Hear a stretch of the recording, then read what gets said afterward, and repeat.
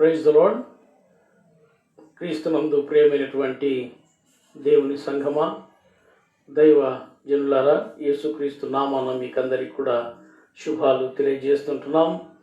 మరి ఈ ఉదయకాలాన ప్రభు యొక్క దినమందు, పరిశుద్ధ దినమందు మనమందరం కూడా ఈ ఫేస్బుక్ లైవ్ ప్రోగ్రాంలో ప్రభును ఆరాధించడానికి పరిశుద్ధాత్మ దేవుడు మనకు అనుగ్రహించినటువంటి ఈ శ్రేష్టమైన భాగ్యమును బట్టి ప్రభువును స్తుతిస్తూ ఉంటున్నాం. అందరూ బాగున్నారు కదూ? మరి మీరందరూ కూడా మీ బైబిల్ కీర్తనల బుక్తో మరి ఆరాధనలో పాల్గొనడానికి సిద్ధంగా ఉన్నారు కదూ? మరి ఇంకా ఏదైనా కొదువు ఉన్నట్లయితే వాటిని ఇప్పుడే ముగించుకొని అందరూ కుటుంబ సమేతంగా మరి దేవుని యొక్క పరిశుద్ధ సన్నిధిలో మనము ఉన్నాము అని భయభక్తులతో ప్రభును స్తుతించడానికి మనమందరం కూడా సంసిద్ధులమవుదాం.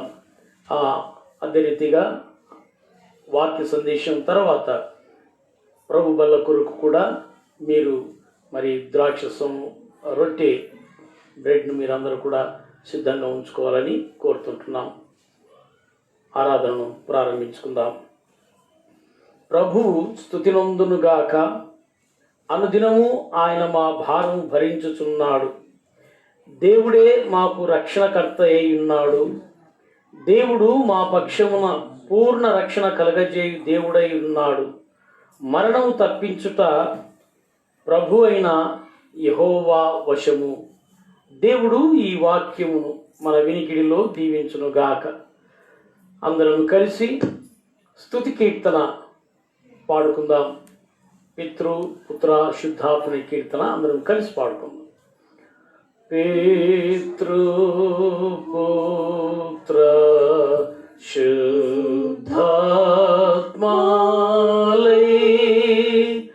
మేళనిచ్చు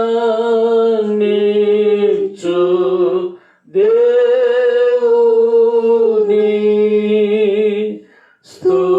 స్తుతించు సర్వలోకమా,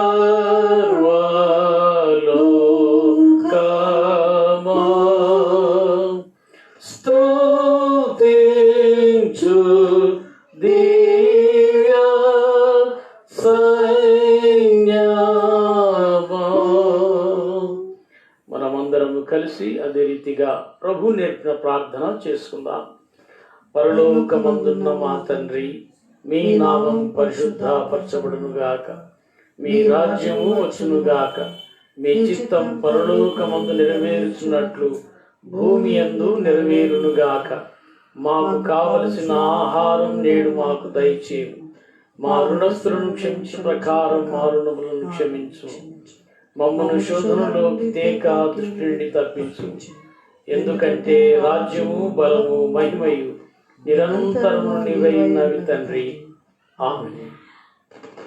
అందరం కలిసి ఆంధ్ర క్రైస్తవ కీర్తన పుస్తకములో నుండి 81వ కీర్తన, భజన చేయించు భక్త పాలక ప్రస్తుతింతు నీ నామము అనేటువంటి కీర్తన అందరం కలిసి పాడుకుందాం.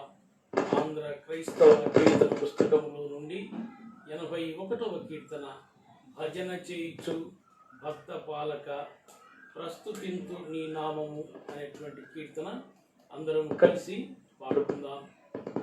భజన చేయుచు భక్త పాలక ప్రస్తుతింతు నీ నామమును.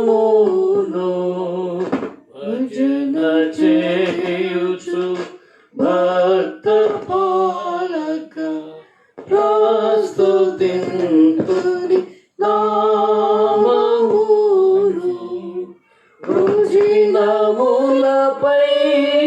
జయమునిచ్చిన, వృజినములపై జయమునిచ్చిన విజయుడా నిన్ను వేడుకొందు.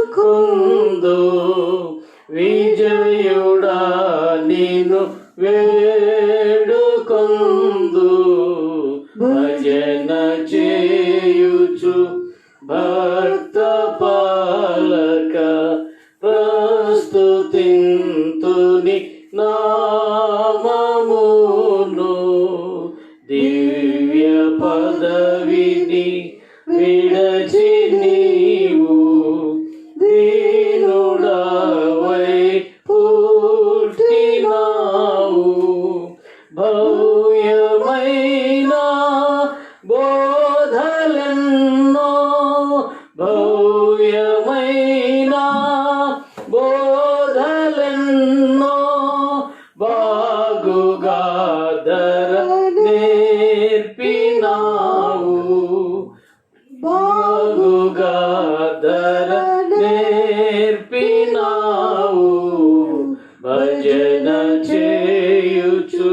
భక్త పాలక ప్రస్తుతింతుని నామమును నరులగావను పరము నుండి పైకి లేవా నేర్చినావు నరులగావను పరము నుండి ధరకు నీవు వచ్చినావు పరుడనైనా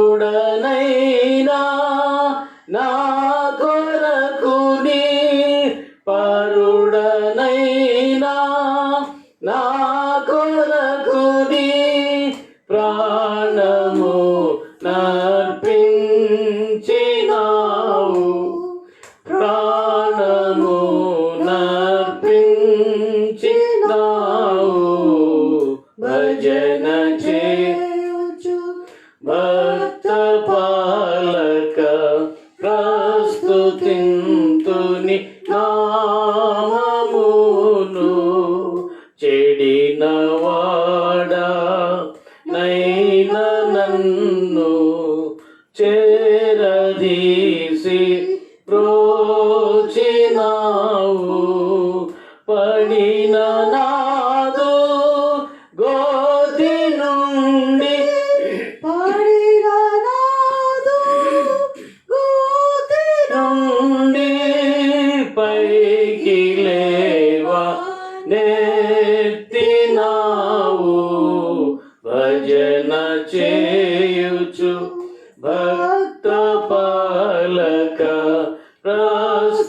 ప్రస్తుతింతుని నామమును ఎంత ప్రేమ ఎంత దయ ఎంత కృపయే సయ్య నీకు ఎంత ప్రేమ ఎంత దయ ఎంత కృపయే సయ్య నీకు ఇంతయనివా నింపనిలలో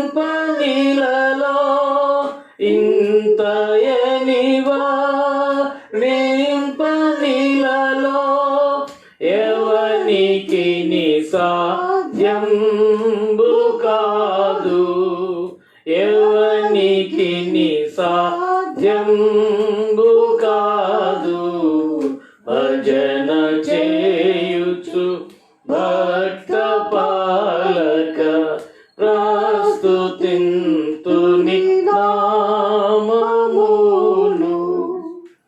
అదే రీతిగా దేవుడు చేసిన మేలులను బట్టి ప్రభును స్తుతిస్తూ 766వ కీర్తన నీవు చేసిన ఉపకారములకు నేనేమి చెల్లించెదను అనేటువంటి కీర్తన అందరం కలిసి పాడుకుందాం. 766వ కీర్తన.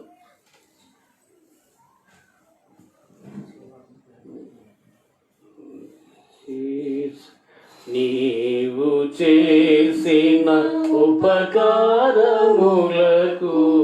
నేనేమి చెల్లింతును నీవు చేసిన ఉపకారములకు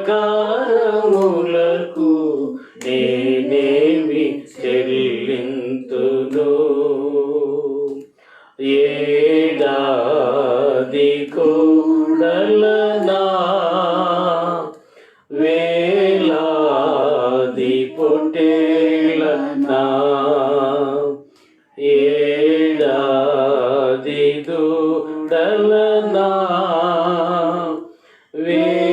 వేలాది పొట్టేలనా వేలాది నదులంత విస్తార తైలము నీకిచ్చిన చాలునా వేలాది నదులంత విస్తార తైలం నీకిచ్చిన చాలునా గర్భఫలమైన నా జ్యేష్ఠ పుత్రుని నీకిచ్చిన చాలునా గర్భఫలమైన నా జ్యేష్ఠ పుత్రుని నీకిచ్చిన చాలునా నీవు చేసిన ఉపకారములకు నేనేమి చెల్లింతును మరణ పాత్రుడనైయున్న నాకై మరణించితివి సిల్వలో మరణ పాత్రుడనైయున్న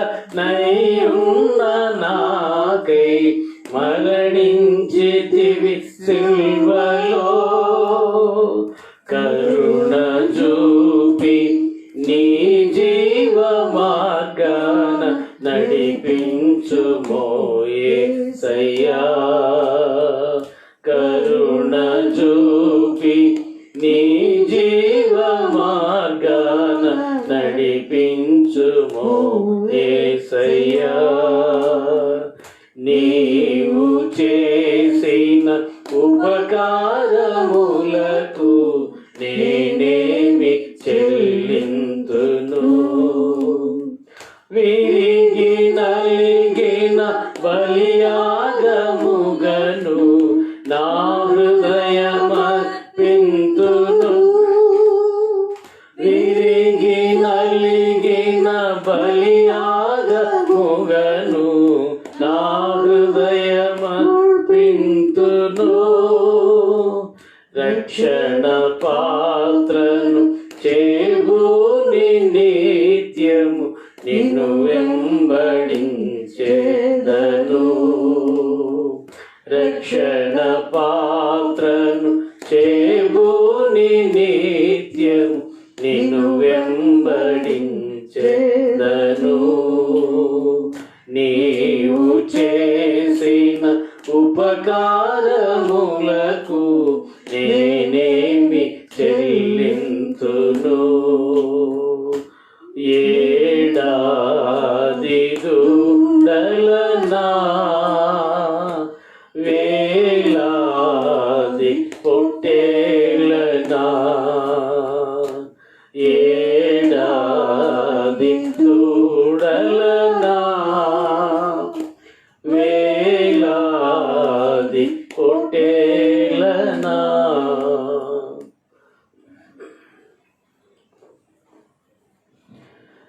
ఈ ఉదయకాల ఆరాధనలో ధ్యానము నిమిత్తమై ఏర్పాటు చేసుకునబడినటి లేఖన భాగము యాకోబు రాసినటి పత్రిక యాకోబు రాసినటువంటి పత్రిక 4వ అధ్యాయము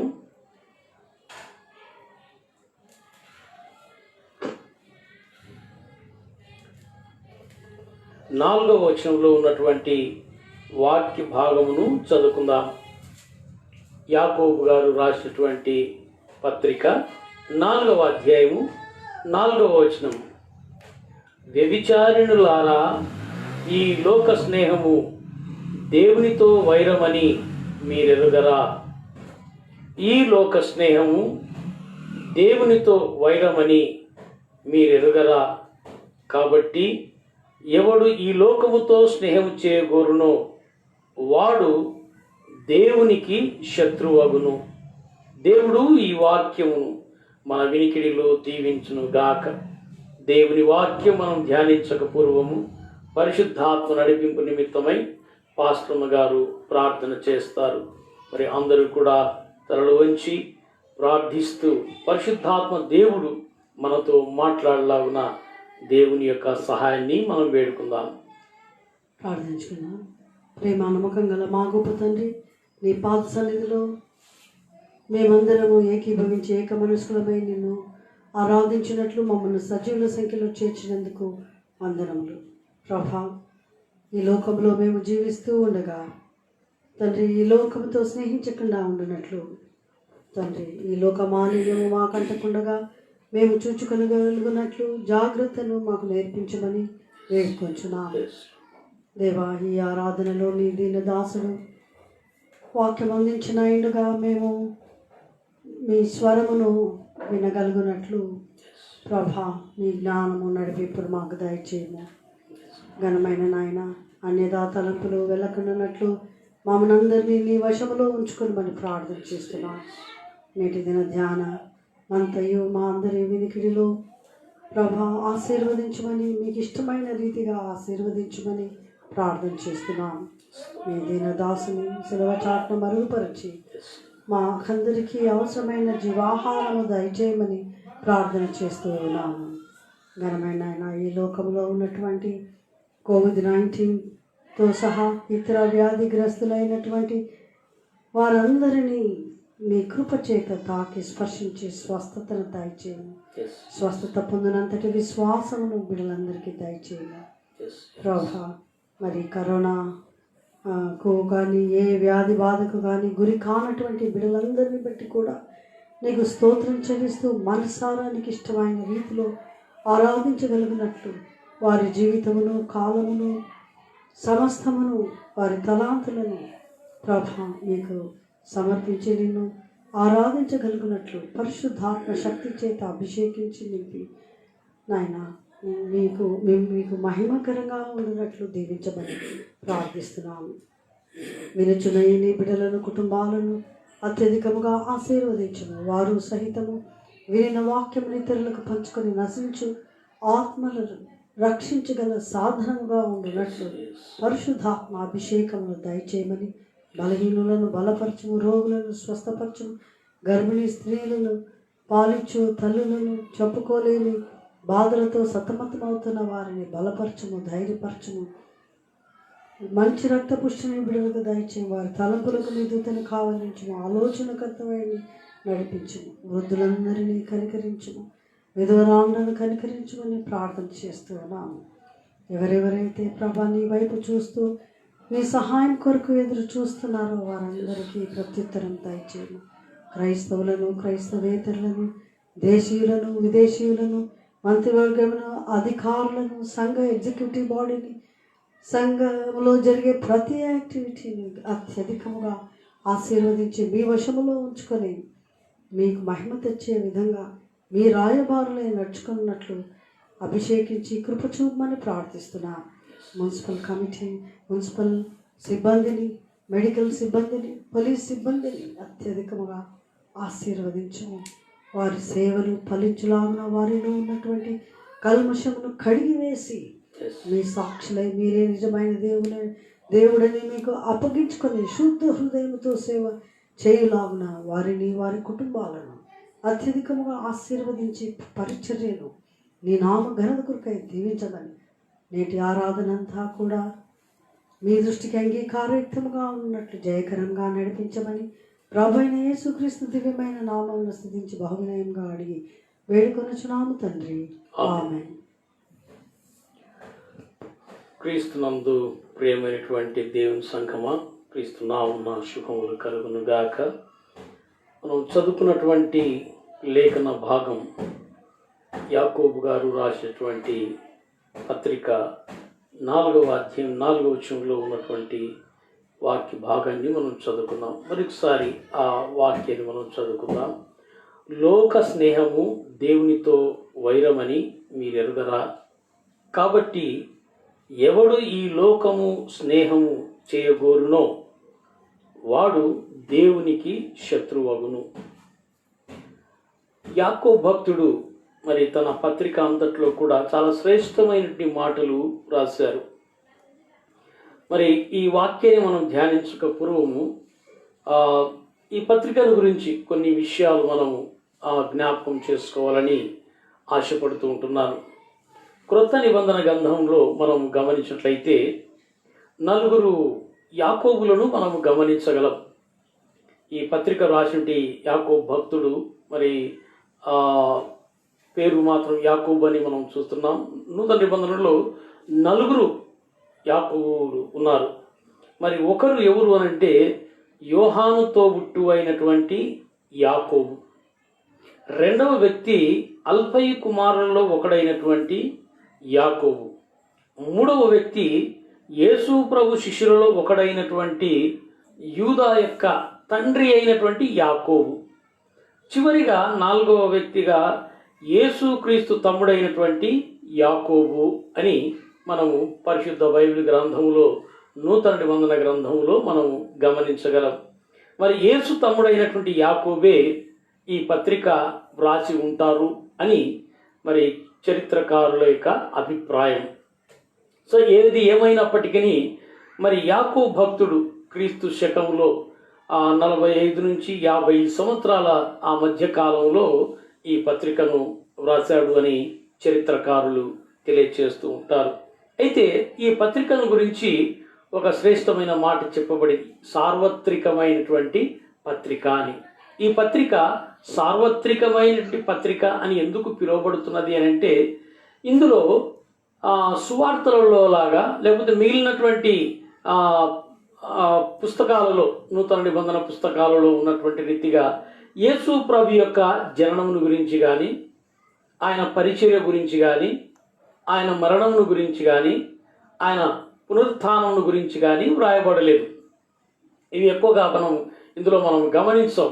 కాకపోతే ఇవేవి కూడా కాకుండా రాకడను గురించినటువంటి సూచనలు, అనగా రాకడను యేసు ప్రభు యొక్క రాకడను గురించినటువంటి ఆ కొరకు సిద్ధపాటు గురించి కొన్ని మాటలు మరి ఈ పత్రికలో మనం చూస్తాం. చాలా సందర్భాల్లో మరి ఈ వాక్య భాగంలో యాకోబు పత్రికలో మనం గమనించినట్లయితే మరి ఉన్నటువంటి ఈ 5 అధ్యాయాలలో కూడా యాకోబు భక్తుడు కొన్ని శ్రేష్టమైనటువంటి మాటలు తెలియజేస్తూ ఉంటున్నారు.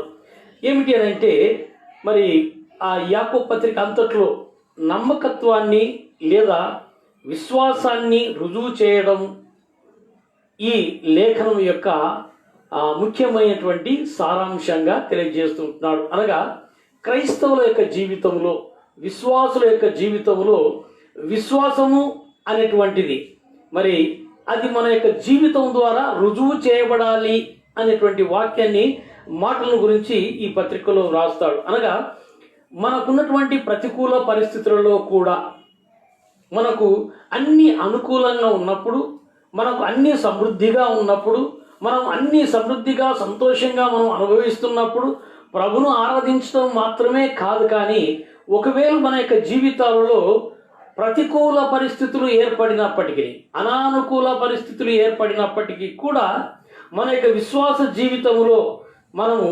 విశ్వాసమును మనం విడిచిపెట్టకూడదు.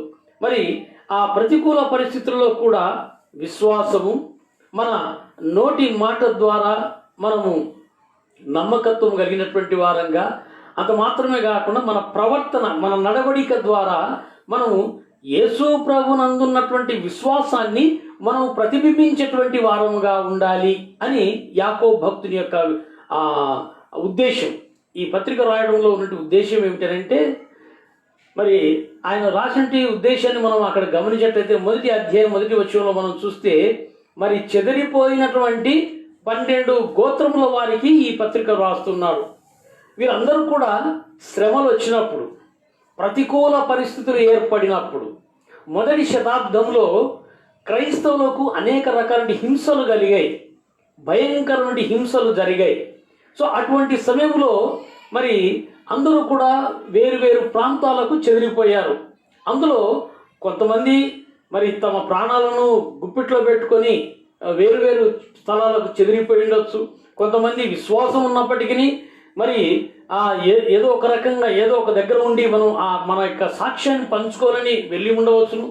మరికొందరైతే యేసు ప్రభువునందు విశ్వాసం ఉంచినందుకే కదా మనకి ఇటువంటి శ్రమలు అని చెప్పి వాళ్ళు చెదిరిపోయి ఉండవచ్చును. అయితే వాళ్ళ ఉద్దేశం, చెదిరిపోయినటువంటి వారి ఉద్దేశం ఏదైనప్పటికీ యాకోబు భక్తుడు ఒకటి మాత్రం ఖచ్చితంగా చెప్తున్నాడు. ఏమిటనంటే, మీరు విశ్వాసములో స్థిరంగా ఉండాలి.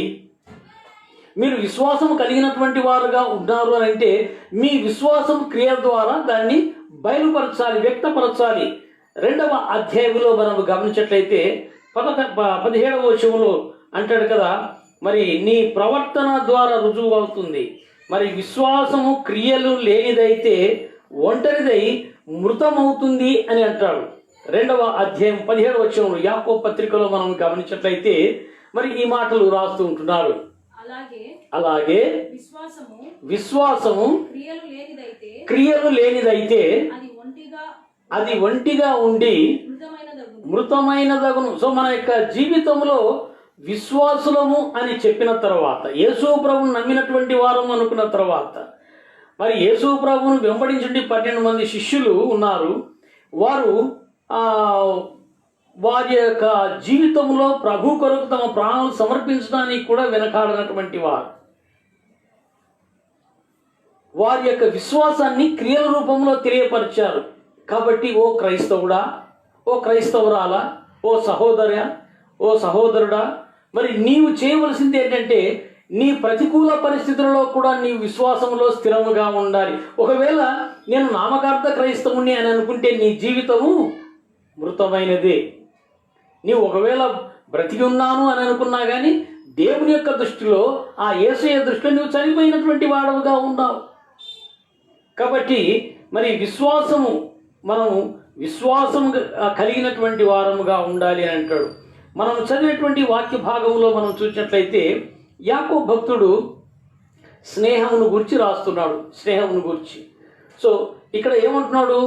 లోక స్నేహము దేవునితో వైరమని మీరు ఎరుగరా. ఈ లోకంలో స్నేహము అనేటువంటిది ఎంతో ప్రాముఖ్యమైనటువంటిది. కారణం ఏంటంటే స్నేహితులు మనం కలిగి ఉండాల్సిందే. కొన్నిసార్లు తోబుట్టులతో చెప్పుకోలేనటువంటి విషయాలు కూడా స్నేహితులతో పంచుకుంటుంటారు. మంచిదే, స్నేహం అనేటువంటిది మంచిది. అయితే ఈ స్నేహం అనేటువంటిది 2 రకాలుగా ఉంది. ఒకటి మంచి స్నేహము, రెండవది చెడు స్నేహము. అది స్వార్థముతో కూడినటువంటి స్నేహము, దుర్మార్గంతో కూడినటువంటి దురాలోచనతో కలిగిన స్నేహం కూడా ఉంటుంది. అయితే నీవు ఈ దినములలో నీవు ఎటువంటి స్నేహాన్ని నువ్వు కలిగి ఉన్నావు? యాకోబు భక్తుడు అంటున్నాడు, ఈ లోకంతో ఉన్నటువంటి స్నేహము దేవునితో వైరాన్ని మనకు కలగజేస్తుంది. ఈ లోక స్నేహము ఎవరు చేయగోరుతారో వారు దేవునికి శత్రువులు అవుతారు అని అంటాడు. ఈ లోక స్నేహము దేవునికి శత్రుత్వం పెంచుతుంది. అయితే స్నేహితులు ఉండవద్దా అని ఒకవేళ ప్రశ్న రావచ్చు. స్నేహితులు ఉండవద్దు అని లేదు. దేవుని వాక్యంలో మనం గమనించినట్లయితే అనేక మంది భక్తుల యొక్క జీవితాల్లో మరి స్నేహితులను కలిగినటువంటి వారు కూడా ఉన్నారు. మంచి మంచి స్నేహితులు కలిగినటువంటి వారు కూడా ఉన్నారు. ఉదాహరణకు దావీదు భక్తుడు తనకు ఉన్నటువంటి స్నేహితుడు ఎలాంటి వాడు అంటే ప్రాణ స్నేహితుడు అని అంటాడు యోనాతాను గురించి. మరి తన యొక్క కష్టకాలంలో తనకు ప్రాణాపాయం ఉన్నటువంటి పరిస్థితులలో యోనాతాను దావీదుని ఎంతగానో ప్రేమించాడు, దావీదుకి ఎంతగానో సహకరించాడు, దావీదుకి ఎంతగానో సహాయపడ్డాడు.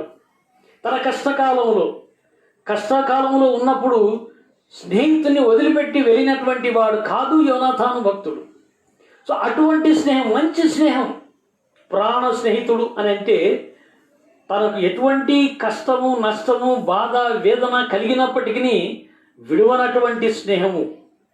అదే రీతిగా దేవుని వాక్యంలో ఇంకొక రకమైన స్నేహితులను కూడా మనం చూస్తాం. తప్పిపోయినటువంటి కుమారునికి ఉన్నటువంటి స్నేహితులు. వారు మరి ఆ చిన్న కుమారుడు తండ్రి యొద్ద నుండి తన ఆస్తిని అంతా కూడా పంచుకొని దూరదేశానికి వెళ్ళిపోయాడు. అయితే స్నేహితులు డబ్బు ఉన్నంత వరకు తన స్నేహితుడితో ఉన్నారు. డబ్బంతా అయిపోయిన తర్వాత దారిద్ర్యం తాండవిస్తున్నటువంటి సమయంలో స్నేహితులు ఎవరు ప్రక్కన కనిపించలేదు, ఆ దరిదాపులు ఎవరు కనిపించలేదు. బహుశా ఆ డబ్బు ఉన్నప్పుడు దానికి ఖర్చు అయింది, దీనికి ఖర్చు అయిందని చెప్పి ఒకవేళ ముందుగానే వాళ్ళు ఎవరంతకు వాళ్ళు డబ్బు దాచుకున్నారేమో తెలియదు, కానీ ఆ సమయానికి ఎవరు లేరు, అందరూ వెళ్ళిపోయారు.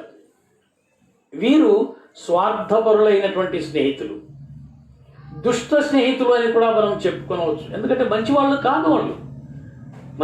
కాదు. మంచివారైతే తన స్నేహితుడు తనకు సహాయపడ్డప్పుడు, తన స్నేహితుడితో బాగా డబ్బు ఉన్నప్పుడు సంతోషంగా తిని తాగి సుఖించుతున్నటువంటి ఆ దినాలలో వాళ్ళు చేయవలసింది ఏమిటంటే తన దగ్గర కష్టకాలంలో ఉన్నప్పుడు కూడా తన స్నేహితుని వదలకుండా ఉండవలసిన వారు. కానీ ఆ రీతిగా లేరు. అందుకే వారు దుష్ట స్నేహితులు.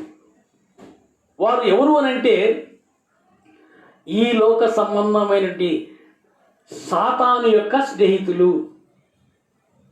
సాతానుకు సంబంధించినటువంటి వారు, అపవాదికి సంబంధించినటువంటి వారు. కాబట్టి మరి ఇటువంటి స్నేహితులు మనం గుర్చి మరి యాకోబు భక్తుడు ఇక్కడ లోక స్నేహం మంచిది కాదు అని అంటాడు.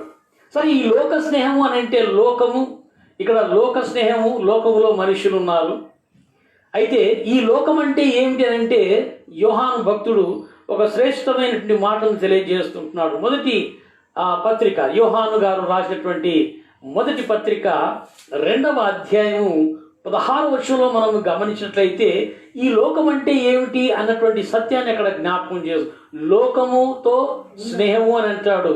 అయితే ఈ లోకం అంటే ఏమిటి అన్నట్టు విషయాన్ని అక్కడ తెలియజేస్తారు. లోకంలో ఉన్నదంతయు, లోకములో ఉన్నదంతయు అనగా శరీరాశయు, నేత్రాశయు, జీవపు డంబమును తండ్రి వలన పుట్టినవి కావు, అవి లోక సంబంధమైనవే, లోకమును దాని ఆశయు గతించిపోచున్నవి గాని దేవుని చిత్తమును జరిగించువాడు నిరంతరము నిలుచును. Praise the lord. సో ఇక్కడ ఏమంటున్నాడంటే లోకము అంటే ఏమిటంటే శరీరాశ, నేత్రాశ, జీవపు డంబం. సో లోకము అని అంటే లోకములో ఉన్నటువంటి మనుషులలో శరీరాశ, నేత్రాశ, జీవపు డంబం కలిగినటువంటి స్నేహితులు ప్రమాదకరమైనటువంటి వారు. నీ ఆత్మీయ జీవితానికి పాడు చేసేటువంటి వారు. లోక స్నేహం అనంటే లోకంలో ఉన్నాం కాబట్టి నేను నా దేశమును ప్రేమిస్తున్నాను అని మనం ప్రతిజ్ఞ చేస్తుంటాం కదా, pledge. I love my India, all Indians are my brothers and sisters. భారతీయులందరూ నా సహోదరులు సహోదరీలు అని మనం బాగా ప్రతిజ్ఞ చేస్తాం. అయితే ఈ సహోదరులలోనే, ఈ సహోదరీలలోనే ఈ లోకములో ఉన్నటువంటి వారిలో ఎలాంటి వారు ఉన్నారు అంటే శరీరాశ, నేత్రాశ, జీవడంభము ఇటువంటి వాటిని కలిగిన వారితో నీవు స్నేహం చేశావు అని అంటే నీ ఆత్మీయ జీవితంలో నీవు దిగజారిపోతున్నావు, నీ ఆత్మీయ జీవితంలో నీవు పడిపోతున్నావు, నీ ఆత్మీయ జీవితాన్ని నువ్వు సంపూర్ణంగా కోల్పోతున్నావు. అందుకొరకే దేవుని వాక్యం ఒక శ్రేష్టమైన మాట చెప్పబడింది పరిశుద్ధ గ్రంథంలో. ఏమిటనంటే విశ్వాసికి అవిశ్వాసికి జోడు కుదరదు, వాళ్ళిద్దరికి సాంగత్యం కుదరదు. విశ్వాసికి అవిశ్వాసికి సహవాసం అనేటువంటిది కుదరదు. ఒకవేళ నీవు అది చేసుకోవాలా అని అనుకుంటే, ఆ సహవాసంలో నీవు ఉండాలనుకుంటే నీవు కూడా అవిశ్వాసిగా మారేటువంటి ప్రమాదం ఉంది.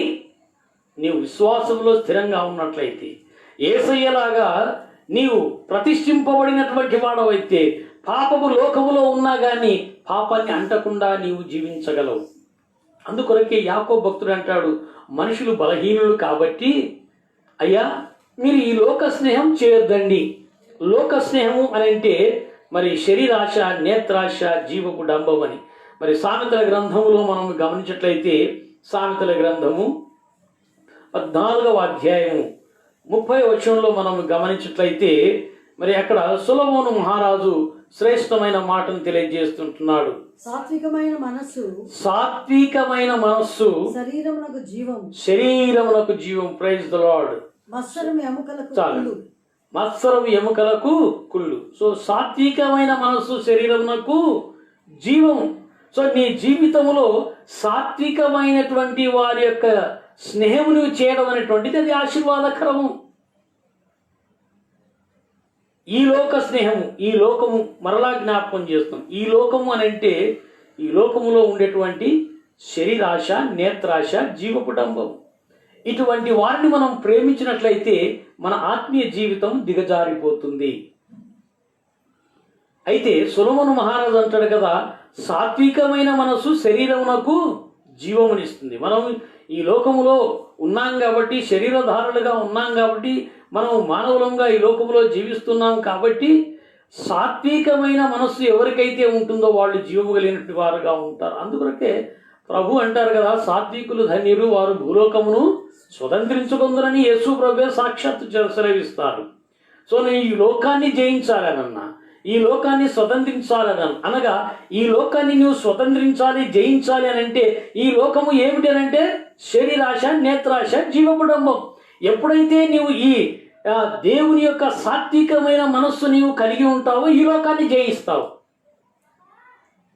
ప్రియ దేవుని ప్రజలారా, మరి మనం ఈ లోకం స్నేహం దేవునితో వైరము అని అంటున్నాడు. అంతేకాకుండా ఈ లోకంతో స్నేహం చేయాలని పడుతున్నావా, తహతహలు ఆడుతున్నావా, లేకపోతే నీవు ఎంతో ఆశపడుతున్నావా, నీవేమైపోతావో తెలుసా, దేవునికి శత్రువు అవుతావు అని అంటున్నాడు యాకోబు భక్తుడు.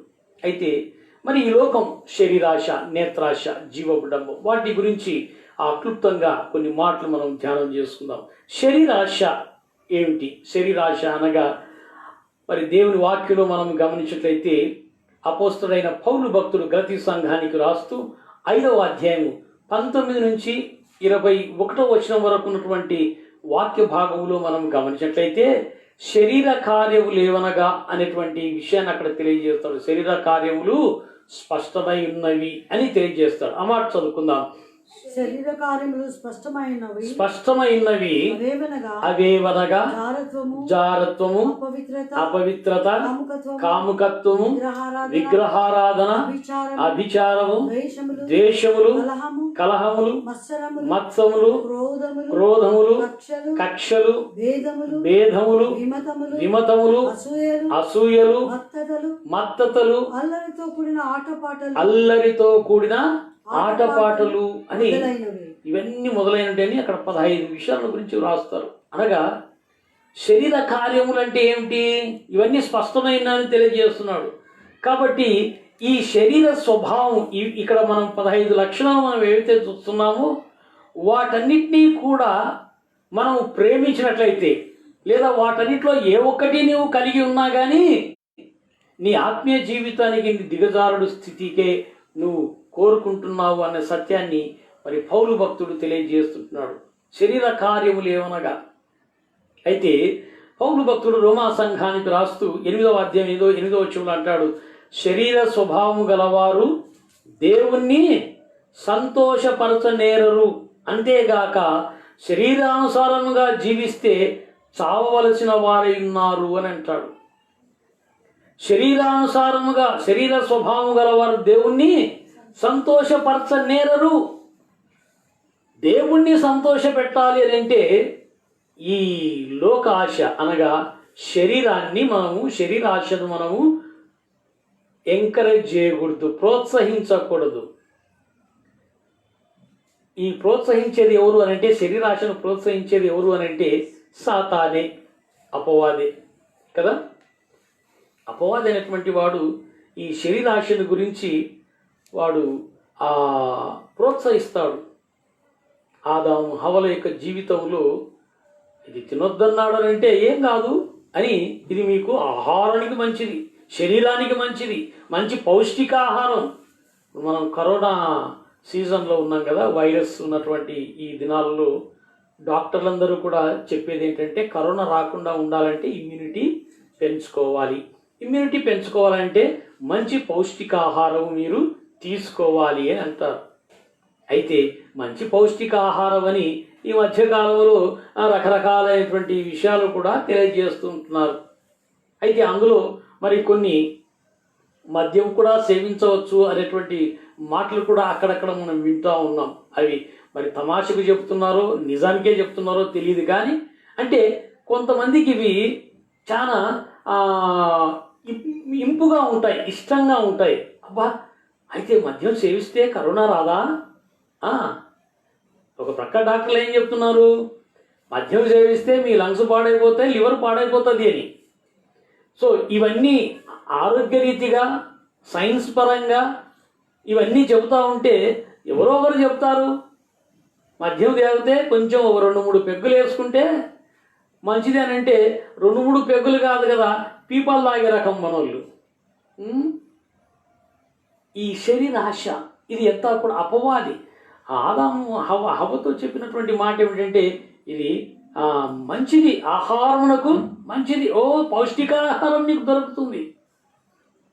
కాబట్టి ఈ శరీరానుసారముగా శరీర స్వభావం గలవారు దేవుణ్ణి సంతోషపెట్టలేరు. మరి హవ్వ చేసిన పనికి ఆదాము మరి ఆయన కూడా పండు తిన్నారు. అందుకు దేవుడు సంతోషపడ్డాడా? కాదు, దేవుని దుఃఖపెట్టారు. ఆ తర్వాత దైవ సహవాసాన్ని వారు కోల్పోయారు. కాబట్టి పేతురు భక్తుడు అంటాడు, మొదటి పత్రిక 3వ అధ్యాయం 15వ వచనంలో మనం గమనించినట్లయితే, పేతురు గారు రాసిన మొదటి పత్రిక 3వ అధ్యాయం 18వ వచనంలో మనం చూసినట్లయితే, శరీర విషయంలో క్రీస్తు ప్రభుని గురించి చెప్తారు. క్రీస్తు శరీర విషయంలో చంపబడి ఆత్మ విషయంలో బ్రతికించబడి పాపముల విషయంలో ఒక్కసారే శ్రమపడు. ప్రియ దేవుని ప్రజలారా, మనం యేసయ్య బిడ్డలము కదా. మరి ఆ యేసయ్య కలిగిన లక్షణాలు మనం కలిగి ఉండాలి కదూ. అయితే శరీర విషయంలో మనం ఏ రీతిగా ఉండాలి? చంపబడాలి. ఆత్మ విషయంలో మనం బ్రతికించబడాలి. సో ఈ శరీరాశ అనేటువంటిది ఈ లోకములో ఉన్నటువంటి లక్షణము శరీరాశ. ఈ శరీరాశను మనము కలిగినటువంటి వారం అయితే మనము మరి చంపబడినటువంటి వారంగా ఉంటాం, మనము నిర్జీవులుగా ఉంటాం. అయితే ఈ శరీరాశను మనం చంపినప్పుడు మనం ఆత్మీయంగా బ్రతికేటువంటి వారముగా ఉంటాం. కాబట్టి మన యొక్క ఆత్మీయ జీవితంలో ఈ శరీర కార్యాలను మనము చంపాలి. అందుకొరకే ఈ లోక స్నేహం దేవునితో వైరం అని అంటాడు. ఈ లోకం అని అంటే శరీరాశ. ఈ శరీరాశను మనం ప్రేరేపించినట్లయితే మన ఆత్మీయ జీవితాన్ని మనం కోల్పోతాం. మనము మన దేవుని యొక్క ఆశీర్వాదాలను మనం కోల్పోతాం. అయితే మరి మన ప్రభు ఏ రీతిగా అయితే శరీర విషయంలో చంపబడ్డాడో, నీ జీవితంలో కూడా మరి పరిశుద్ధుడైనటువంటి ప్రభు తన శరీర విషయంలో ఆయన చంపబడ్డాడు. నా పాపాలన్నీ కూడా ఆయన పైన వేసుకొని ఆయన చనిపోయాడు. మరి నీవు మరి నీ కార్యాలను నీవు చంపలేవా? ఆ శరీర కార్యాలను, శరీర ఆశలను నీవు చంపలేవా? ఆ రీతిగా నువ్వు చేసిన నాడు నీవు ధన్యుడవు అవుతావు, దేవునికి మంచి స్నేహితుడిగా ఉంటావు. రెండవది మనం గమనించినట్లయితే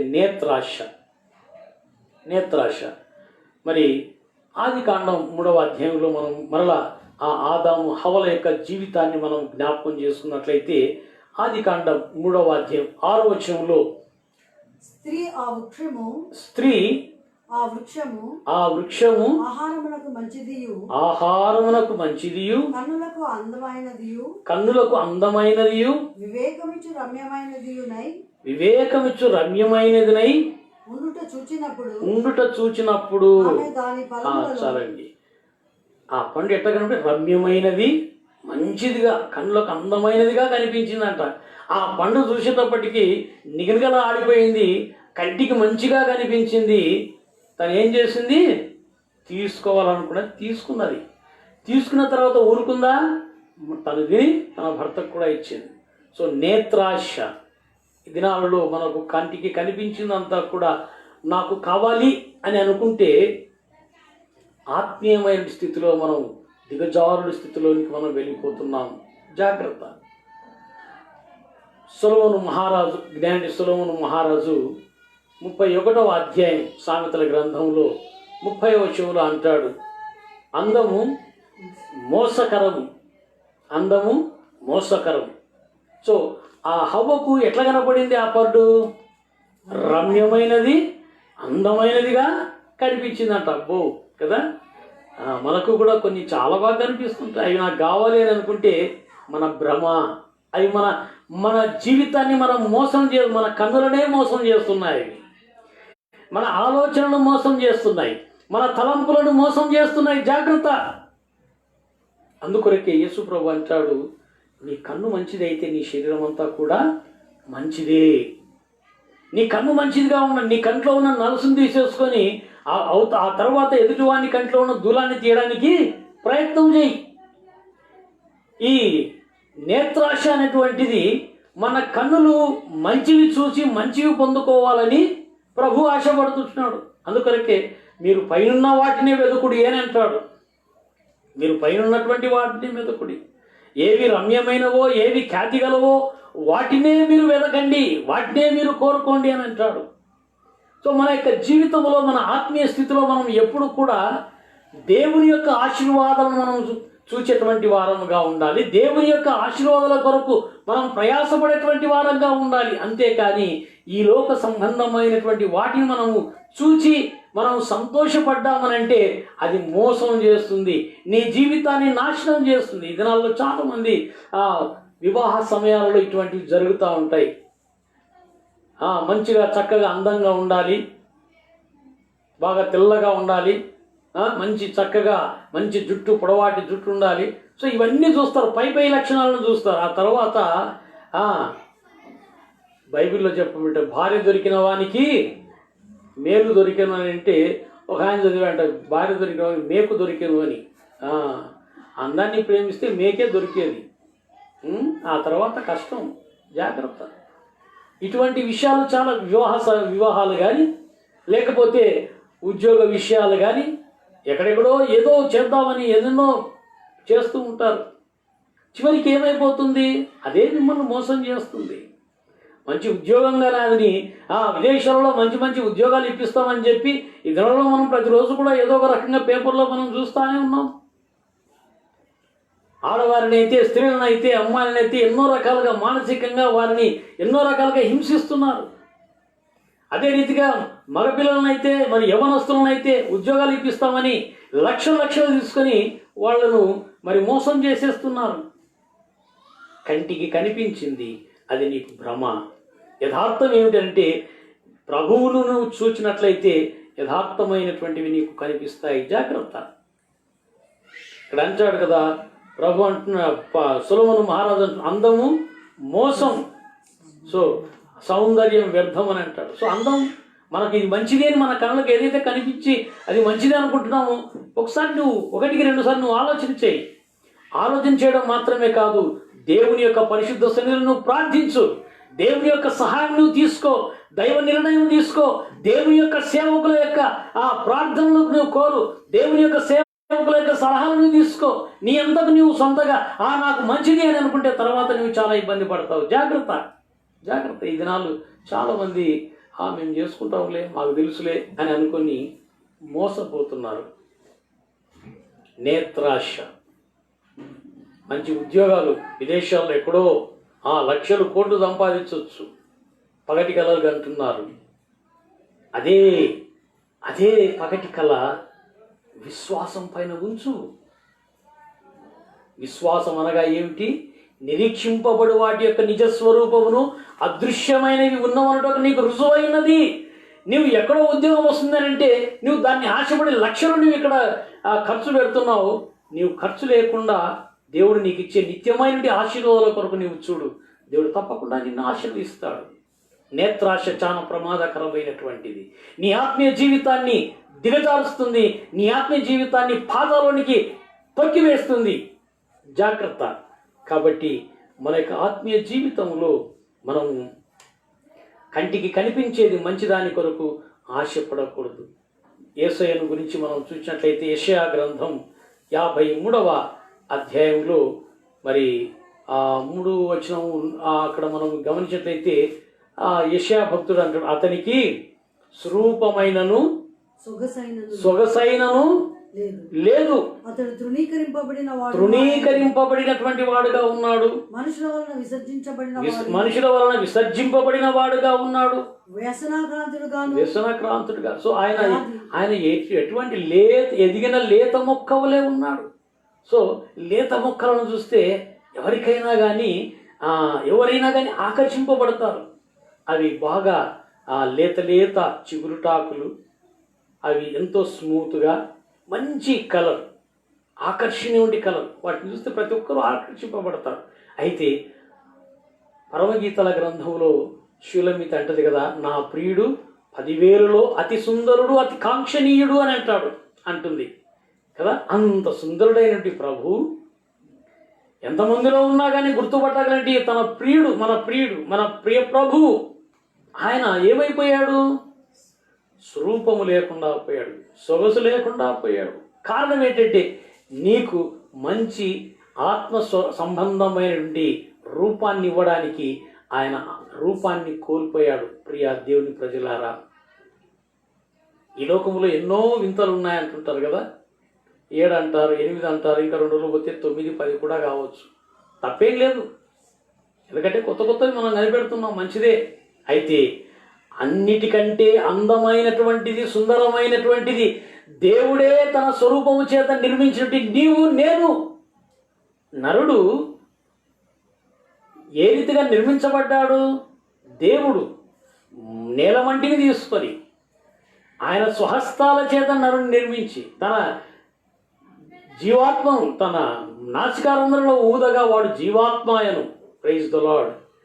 నీవు ఎంత అందగాడివి, నీవు ఎంత అందగత్యవో ఒకసారి జ్ఞాపకం చేసుకో. నీలో ఉన్నటువంటి ఆత్మీయ సౌందర్యాన్ని నీవు చూసుకున్నట్లయితే ఈ లోకంలో ఉన్నదంతా కూడా నీకు లెక్కలేనట్టే ఉంటుంది. అది నీకు లెక్కలోకి రాదు. నీ ఆత్మీయ సౌందర్యాన్ని చూసుకో ఒకసారి. ప్రభు ఇచ్చినటువంటి విశ్వాసం, ప్రభు ఇచ్చినటువంటి పరిశుద్ధత, ప్రభు నీకు అనుగ్రహించినటువంటి రక్షణ, ఈ రక్షణ అలంకారాలను నువ్వు ఒకసారి చూసుకో, వాటిని ధరించు. నీ జీవితం అనేకులకు ఆశీర్వాదకరంగా ఉంటుంది. ఒకవేళ నువ్వు ఈ లోక సంబంధమైన రీతిగా వివాహాల కొరకు, ఉద్యోగాల కొరకు, లేదా ఇతరత్ర ఇంకా ఏదో ఈ లోకంలో నువ్వు గొప్ప గొప్పగా కావాలని వేటినో నువ్వు చూచి ఆశపడ్డట్టయితే అది నీకు మోసం చేస్తుంది. జాగ్రత్త. ప్రభు నీకు సమృద్ధిగా ఇస్తున్నారు. నీవు నేను ఈ స్థితిలో ఉన్నామంటే ప్రభు యొక్క కృప. అతి ఆశ మంచిది కాదు. దురాశ దుఃఖమునకు చేటు అని మనం చూస్తాం. ఈ లోక నానుడి యాకోబు భక్తుడు కూడా అంటాడు, దురాశ మనల్ని నాశనముకు నడిపిస్తుందని యాకోబు పత్రికలో రాస్తారు. ప్రియ దేవుని ప్రజలారా, మన యొక్క ఆత్మీయ జీవితంలో మనం కన్నులను మనం సరి చేసుకోవాలి.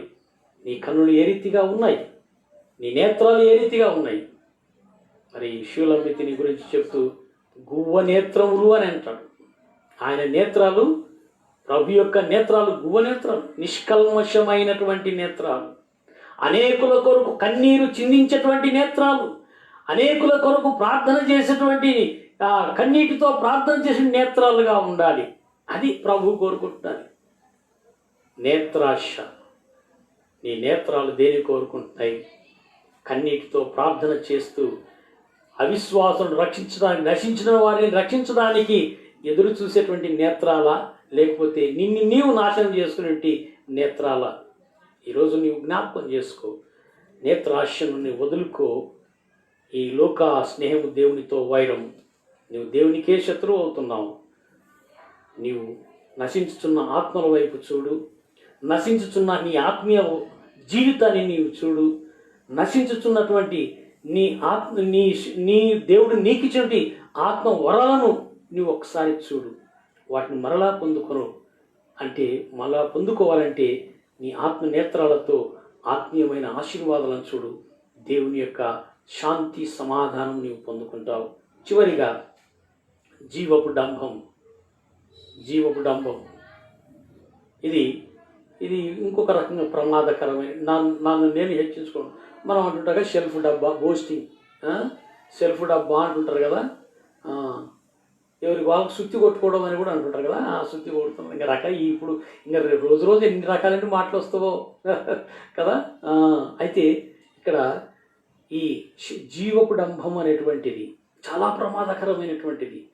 దేవుని పరిశుద్ధ గ్రంథంలో మనం చూసినట్లయితే దానియేలు గ్రంథం 4వ అధ్యాయం 30-31 వచనంలో మనం గమనించినట్లయితే అక్కడ నెబుకద్నెజరు రాజు ఒకరోజు ఆయన తన దానియేలు గ్రంథం 4వ అధ్యాయం 30-31 వచనాలలో దానియేలు నెబుకద్నెజరు రాజు ఆ బబులోను సామ్రాజ్యాన్ని ఒకసారి అలా పరిశీలనగా చూస్తూ అనుకున్నాడంట.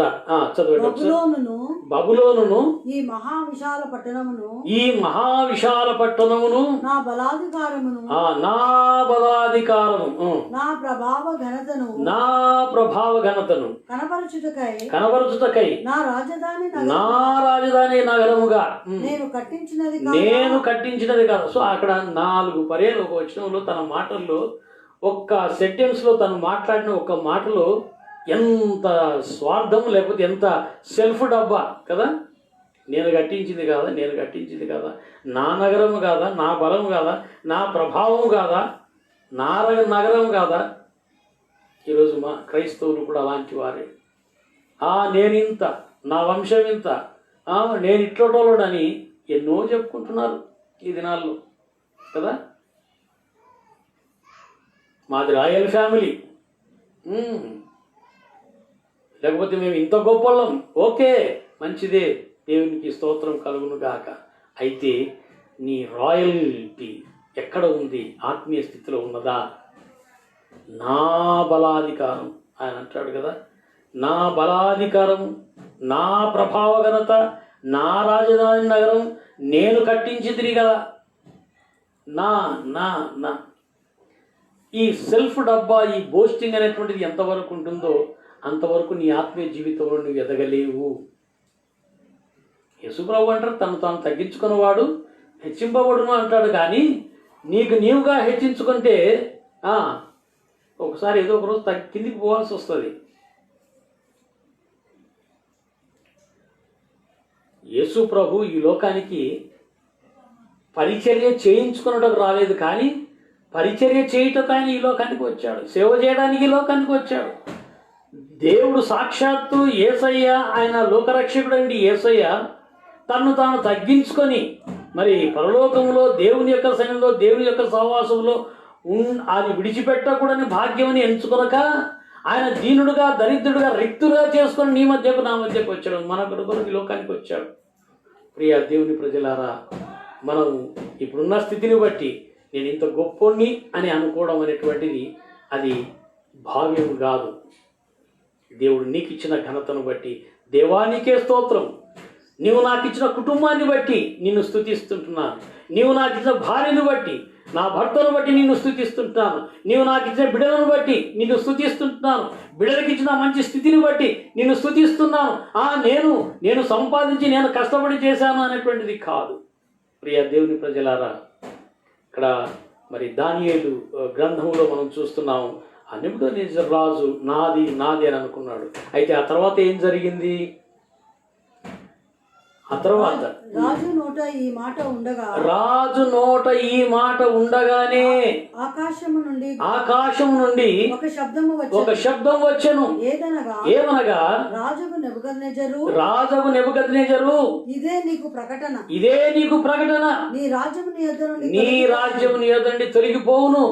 తమ యొద్ద నుండి మనుషులు నిన్ను తరిమేస్తారు. నీవు అడవి జంతువుల మధ్య నువ్వు ఉంటావు, అడవి గాడిదలాగా ఉంటావు. చాలా సో ఎంత భయంకరమైనది కదా, పశువులాగా గడ్డి మేస్తావు. ఎందుకు అటువంటి పరిస్థితి వచ్చిన తర్వాత వచనాలు చూస్తే ఆ రీతిగానే తరిమేయబడ్డాడు, పశువులాగానే ఉన్నాడు కదా. ఎందుకు వచ్చింది ఆ స్థితి? నేను నేను నేను గర్వము, నాశనమునకు ముందు గర్వము నడుచును. జాగ్రత్త. ఈ జీవపు డంబము అనేటువంటిది మన నాశనానికి నడిపిస్తుంది. ప్రియ దేవుని ప్రజలారా, చాలా జాగ్రత్తగా ఉండాలి. ఈ లోకములో మూడవ అంశం ఏంటంటే జీవపు డంబము. నెబుకద్నెజరు మనం చూస్తాం, రాజునే గడ్డి కనిపించిన దేవుడు నీవెంత నేనెంత. జాగ్రత్త. కాబట్టి ఒక భక్తుడు అంటాడు, ఐ అనేటువంటిది అక్షరం స్ట్రైట్గా ఉంటుంది, దానిని అది ఐ అనేటువంటిది సిగా మారినప్పుడు క్రైస్ట్, సో ఐ అనేటువంటిది సిగా మారాలి. అప్పుడే నీ జీవితం నేను అనే అహం తొలగించుకొని, నేను కాదు, నాలో ఉన్నది క్రీస్తే. I should become C, I should become Christ. ఎప్పుడైతే నీవు క్రీస్తు వలె నీ జీవితాన్ని మార్చుకుంటావో నీవు ఆశీర్వాదవంతుడవు, నీ కుటుంబం దీవించబడుతుంది, నీవు అనేకులకు ఆశీర్వాదకరంగా ఉంటావు. యాకోబు భక్తుడు అంటాడు, ఈ లోక స్నేహము దేవునితో వైరమని నీవు ఎరగవా. ఈ లోకమును నీవు ప్రేమించినట్లయితే దేవునికి నీవు శత్రువు అవుతావు. మరి ఈ లోకములో ఏముంది? మొదటిది శరీరాశ. సో ఈ శరీరాశను నువ్వు తొలగించుకో. రెండవది నేత్రాశ, నేత్రాశను నువ్వు తొలగించుకో. మూడవది జీవపు డంభం, మరి దాన్ని నువ్వు తొలగించుకో. వీటిని తొలగించుకొని నీవు ఆత్మీయమైన నేత్రాలతో ఆత్మీయమైన ఆశీర్వాదాలను నువ్వు చూడు. హెబ్రీ పత్రిక 11వ అధ్యాయం 1వ వచనంలో విశ్వాసమున్నది నిరీక్షింపబడు వాటి యొక్క నిజస్వరూపమును అదృశ్యమైన ఉన్నవనుటకు రుజువునై ఉన్నది. నీవు అదృశ్యమైనటువంటి దేవుని యొక్క ఆశీర్వాదాల పైన నీవు నమ్మకం ఉంచు. అదృశ్యమైనటువంటి దేవుని యొక్క అద్భుతమైనటువంటి దీవెనను నీవు చూడు.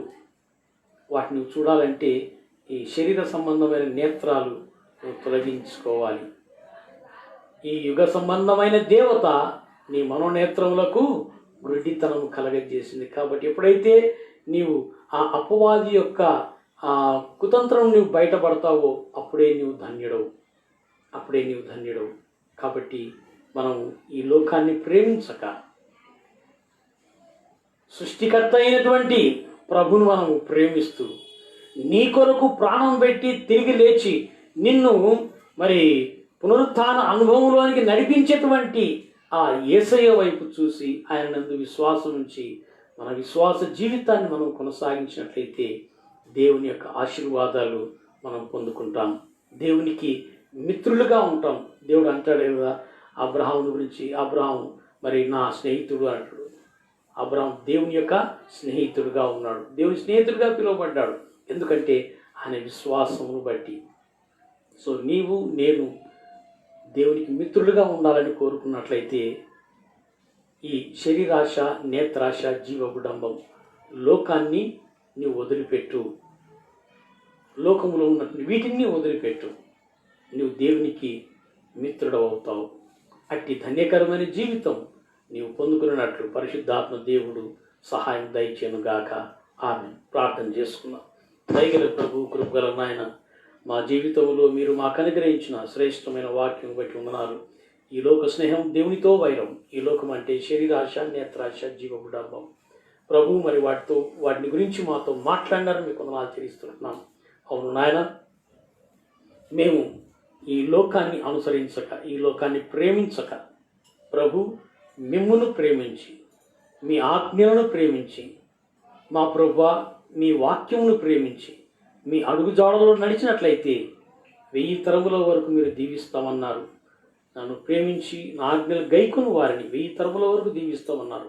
ప్రభు మిమ్మల్ని ప్రేమించి మీ స్నేహము చేస్తే మీ ద్వారా దీవించబడిగే భాగ్యం విశ్వాసులందరికీ అనుగ్రహించమని యేసు పరిశుద్ధ నామమున అడిగి వేడుకుంటున్నాం తండ్రి. ఆమేన్. ఈ సమయంలో ఆంధ్ర క్రైస్తవ కీర్తన పుస్తకంలో నుండి 315వ కీర్తన, ఉన్న పాటున వచ్చుచున్నాను నీ పాద సన్నిధికో రక్షక అనేటువంటి కీర్తన పాడుతూ ఉంటుండగా బలను మనం సిద్ధం చేసుకుందాం. మీరందరూ కూడా మరి ఈ పాట పాడుతుంటుండగా ఉన్న పాటను వచ్చుచున్నాను అనేటువంటి పాట పల్లవి మొదటి చరణం పాడుకునే సమయానికి మీరందరూ కూడా సిద్ధంగా ఉండాలని, అన్నీ సిద్ధపరచుకోవాలని కోరుతూ ఉంటున్నాం. నా పాటున వచ్చుచున్నాను నీ పాద సన్నిధి కో రక్షక, ఎన్న సఖ్యముగాని పాపము లన్ని మోపుగా పీపుపై బడి ఉన్న విధి నడలేక తోట్రిల్లు చున్నవాడను నన్ను దయగని, ఉన్న పాటున వచ్చుచున్నాను నీ పాద సన్నిధి ఓ రక్షక, కారుణ్యనిధి యేసు నా రక్షక, నీ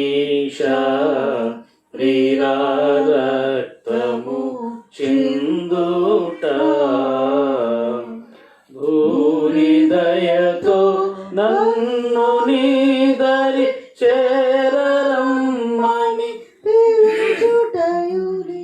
కారణపు మరి వేమైది మరి వేరే హేతువు లేదు నాయడ ఉన్న పాటున వచ్చు చున్నాను నీ పాద సన్నిధి కోరక్షక.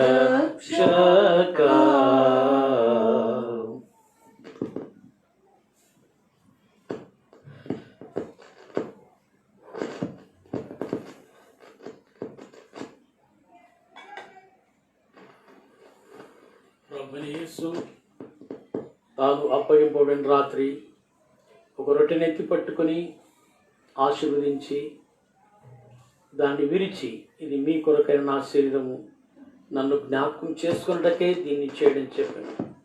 ఆ ప్రకారమే భోజనమైన పిమ్మట పాత్రను ఎత్తి పట్టుకొని, ఇది మీ కొరకు చిందించబడినటువంటి నూతన నిబంధన నా రక్తం, నన్ను జ్ఞాపకం చేసుకున్నటకే దీన్ని చేయడం చెప్పాను. ఆ ప్రకారమే క్రీస్తు కలువరి శిలువలో ఆయన పొందినటువంటి దెబ్బలను జ్ఞాపకం చేసుకుంటూ దున్నబడినటువంటి ఆయన శరీరమును, ప్రభు చిందించుటి ఆయన ప్రశస్తమైన రక్తమును మనం జ్ఞాపకం చేసుకుంటూ, ఆయన రక్త మాంసములకు గుర్తుగా ఉన్నటువంటి రొట్టె ద్రాక్షసులో మనం పాలు పంపులు పొందకపోవము, రొట్టె ద్రాక్షసు కొరకు పాస్టమ్ గారు ప్రార్థన చేస్తారు. ప్రార్థించుకుందాము. ప్రేమపూర్ణమైన మా గొప్ప తండ్రి, ఆ యొక్క కల్వరి సిల్వలో మా అందరి నిమిత్తము మీరు పొందిన శ్రమలను బట్టి నీకే వందనములు, స్తుతులు, స్తోత్రం చెల్లిస్తున్నాము. ఘనమైన ప్రభా, మా తప్పిద అపరాధముల వలన మేము చేసినటువంటి నాయన మరి దోషముల వలన మా మీద పడవలసినటువంటి దోష శిక్ష అంతా కూడా మీ మీద వేసుకొని కల్వరి శిలువలో భరించి మాకు ప్రాణమును అనుగ్రహించి తిరిగి మీకు స్తోత్రంలో అందుబట్టి మేము ఈనాడు ఆత్మీయంగా జీవించగలిగినట్లు నీవు మాకు అనుగ్రహించిన ఆత్మ వరమును బట్టి నీకు స్తోత్రంలో వందనం చెల్లిస్తూ ఉన్నాం. ఘనమైన ప్రభా, మేము చేసినటువంటి తప్పిద అపరాధములు లెక్కకు మించి ఉన్నాయి నాయన తండ్రి. మేము మానవ నైజం వలన తప్పులు చేస్తూనే ఉంటూ నాయన నీకు ఆయాసకరమైన క్రియలను గురించి ఆలోచన చేస్తూ తలంచుచు ప్రభా మరియు నీ గాయములను రేపుచూ ఉన్నటువంటి వారమై ఉండగా నాయన మా అపరాధములను తూర్పు పడమరలు ఎంత ఎడముగా ఉన్నాయో అంతగా ఎడము చేసి క్షమించుటకై మీ రక్తము కార్చినందుకు వందనాలు. వాటికి సూచనగా ఉన్నటువంటి రొట్టె ద్రాక్షారసమును మేము నాయన సేవించుచుండగా ఇది మీ శరీర రక్త మాంసములని ఎంచి మీ మరణ పునరుద్ధానములో పాలిభాగస్థులమై ఉండునట్లు మీకు సాక్షికరంగా నమ్మకమైనటువంటి సాక్షులుగా ఉండునట్లు శ్రమలకు బెదరక నాయన తప్పులను చేయకుండా నిందలను మీ నిమిత్తము సహిస్తూ ముందుకు సాగి నిన్ను మహిమపరచినట్లు మీ వలె మేమును మీ ద్వారా పొందిన శరీర రక్త మాంసములను నీ మహిమార్థమై జీవించుటకు వినియోగించులాగున మీ మంచి మనస్సును మాకు దయచేయము.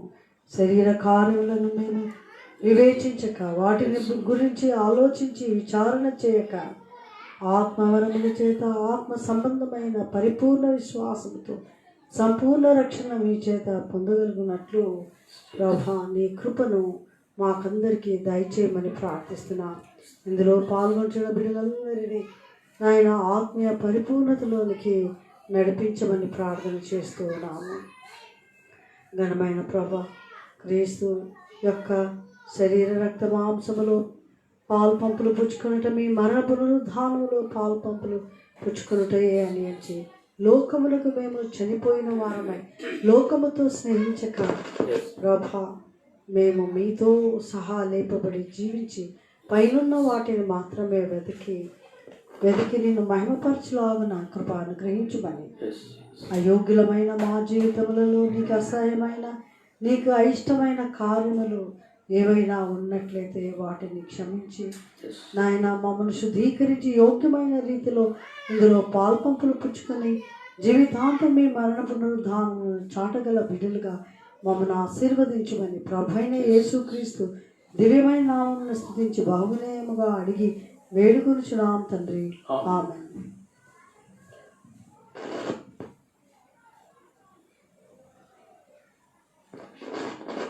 ప్రభు ఇచ్చటి ఆజ్ఞను జ్ఞాపకం చేసుకుంటూ మన పాపం నిమిత్తమై మన అపరాధం నిమిత్తమై కలువరి శిలువలో నలుగుగొట్టవంటి క్రీస్తు శరీరమును మనం జ్ఞాపకం చేసుకుంటూ ఆయన పొందిన దెబ్బల చేత మనకు స్వస్థత, మన పాపములకు క్షమాపణ, మనకు రక్షణ, నిత్య జీవం కలిగినది జ్ఞాపకం చేసుకుంటూ క్రీస్తు శరీరమునకు గుర్తుగా ఉన్నటువంటి ఒకే రొట్టెను మనం పుచ్చుకుందాం.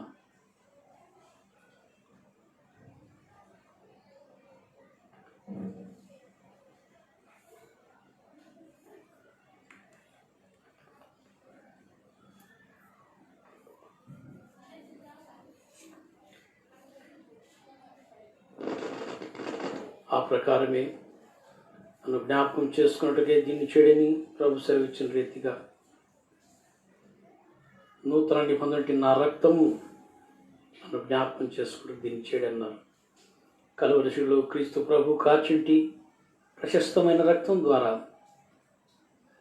మన పాపము నుండి మనకు విడుదల, రక్షణ, నిరీక్షణ అనుగ్రహించబడిన జ్ఞాపకం చేసుకుంటూ క్రీస్తు రక్తమునకు గుర్తుగా ఉన్నటువంటి ఒకే పాతని ద్రాక్షసంలో మనం పాలు పంపులు పొందుదాము.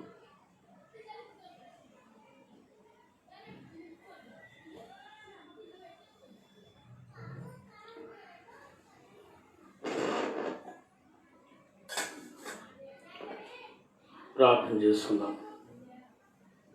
దయగల నాయన, కృపగల తండ్రి, మా జీవితంలో మీరు మాకు అనుగ్రహించిన మరి యొక్క మీ పరిశుద్ధ దినమును బట్టి, పునరుత్థాన దినమును బట్టి మీ వందనాలు చెల్లిస్తుంటున్నాం.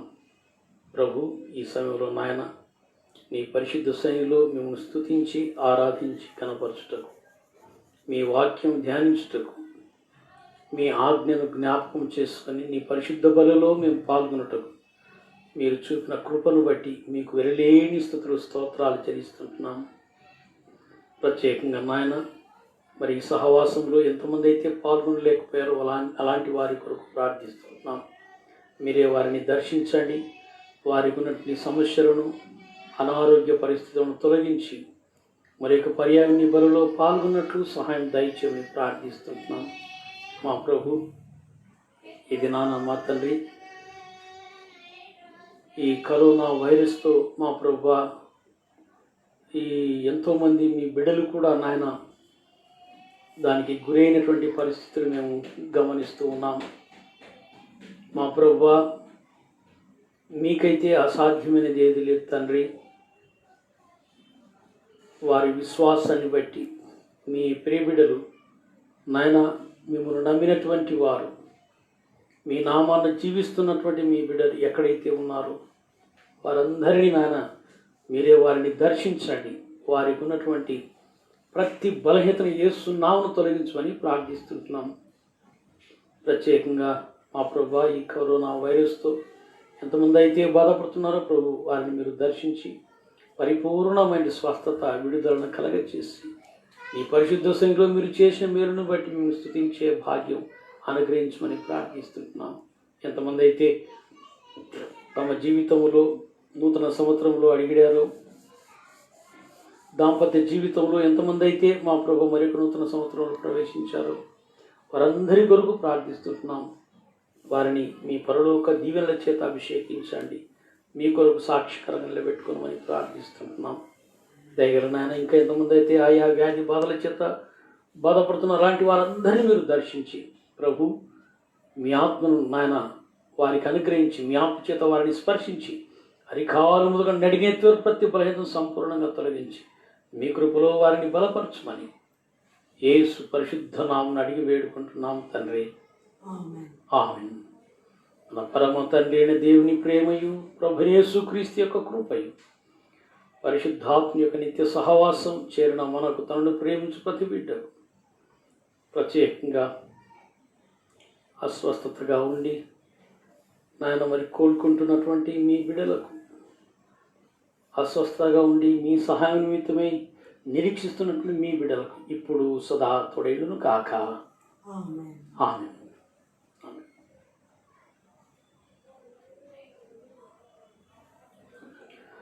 Praise the lord.